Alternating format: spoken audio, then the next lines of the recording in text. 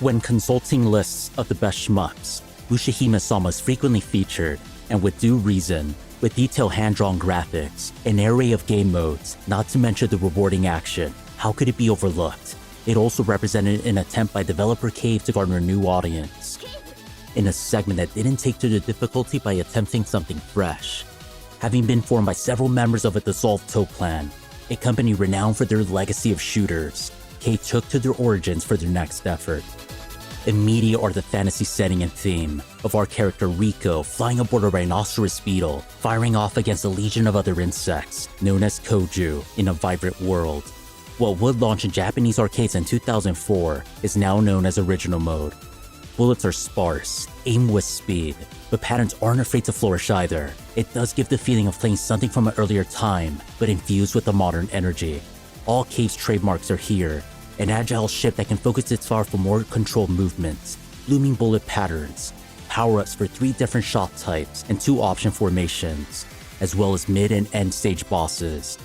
The hitbox is small, so no matter how overwhelming the odds, there's a chance to pull through.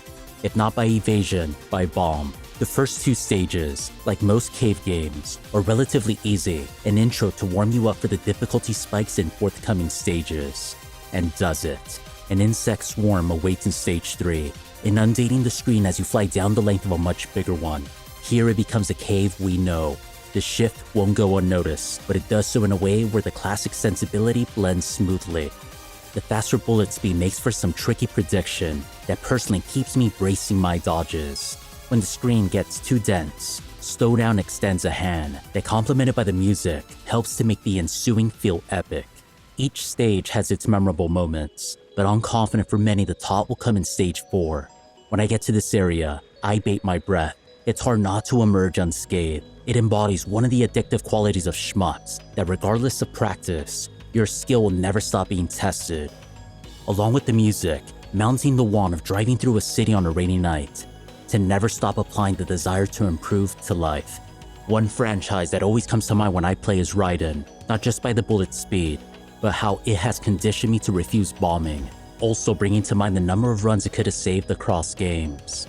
If tools are provided, they should be used. Bombs will bestow a chance to breathe, especially in boss fights, as they'll clear the screen of bullets.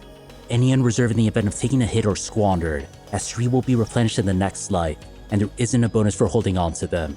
Be sure to be mindful of the enemy health bar that surfaces at the bottom, to not divert your focus too far from incoming danger, and to be effective when they're used. It sucks when a bomb is deployed just as the enemy changes phases. Original poses a good challenge, where 1cc will always feel doable, if not in the current run, in the next. If you prefer your stakes higher though, there are 2 other modes, and the change is transformative. Maniac is more in the realm of expectation from Cave. In lieu of bullet speed is density. The scoring is also reworked, where rather than earning solely by damage or gems collected, there is a focus on damage chains. Ironically, a handful of segments are easier when bullets don't travel as fast, but without question, a handful. The final mode, Ultra, is something else entirely. A warning is issued prior to starting, and it's warranted. Without routing knowledge, it is a feat to make inroads without bombs.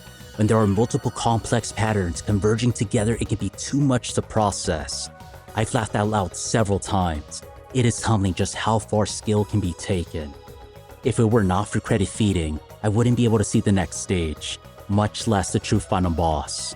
I recall years ago watching someone clear it, how majestic the process was. That moment would imprint what a shmup is to me, even if I wasn't the one dodging. I felt the thrill of it. I wanted to play.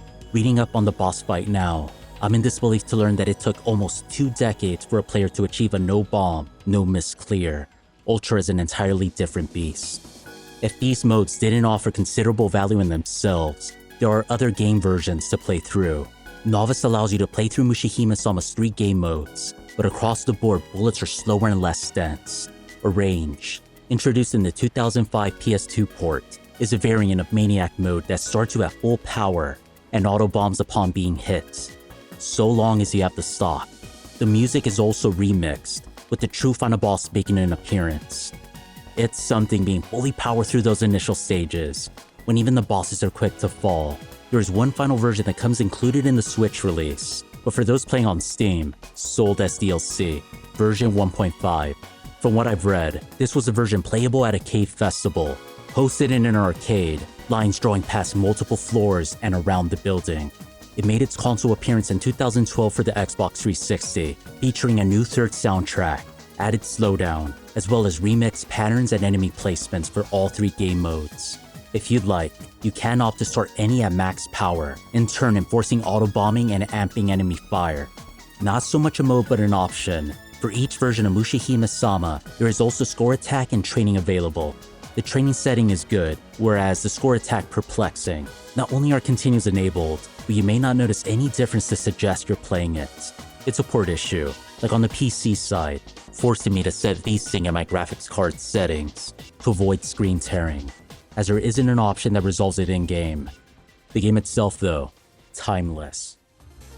Considering that Mushihimesama is viewed as one of the best shmups ever made, it would surprise no one to learn it was a success, to the extent of receiving a sequel held in even higher esteem, Mushihimesama Futari.